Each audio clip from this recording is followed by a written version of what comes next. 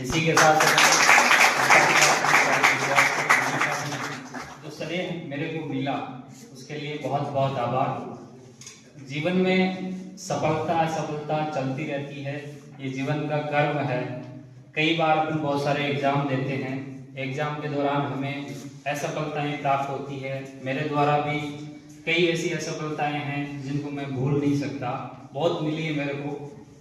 कई बार ऐसा भी रहा है कि मैं इंटरव्यू तक गया हूँ, वहाँ से भी मेरे को असफलता मिली है। फर्स्ट ग्रेड हो चाहे असिस्टेंट प्रोफेसर हो, सारे एग्जाम में नज़दीक जाके मैं कई पॉइंटों से भी रहा हूँ। और आप सभी का प्यार और स्नेह ऐसा ही मिलता रहा। तो मैं आपको बताना चाहूँ कि वर्तमान में जो असिस्टेंट प्रोफेसर की जो भर्ती चल रही है उसमें मेरा रिटर्न क्वालिफाई है। इतिहास विषय से उसका इंटरव्यू भी होने वाला है। अगर आपका प्रेम आशीर्वाद इसी प्रकार से बना रहा तो निसंदेह आने वाला जो एग्जाम है उसमें सफलता जरूर मिलेगी। आपको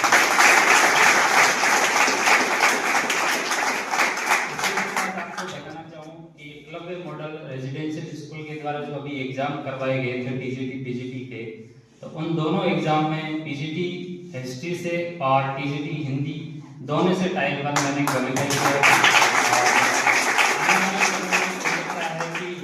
सफलता का जो द्वार है वो देखने को मिलेगा, ऐसी हम आशाएं करते हैं। जरूर नहीं है, कर्म करना हमारा दायित्व बनता है।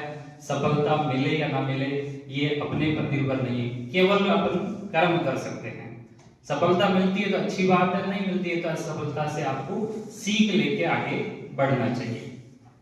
एक प्रसिद्ध कवि हुए थे वृंद, उनका दोहा मेरे लिए एक प्रकार से प्रेरणा सूत्र रहा है।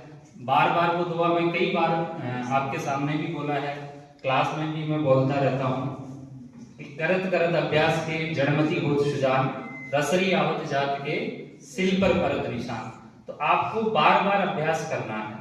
सफलता मिले ना मिले उस पर आपको ध्यान नहीं देना है, किस प्रकार का आपके सामने फल मिले उस पर आपको ध्यान नहीं देना है। छोटी सी कहानी मैं आपके सामने रखना चाहूंगा कि जब नदी पहाड़ से निकलती है तो उसके साथ में असंख्य जो पत्थर है वो नदी के साथ में धरातल पे आते हैं।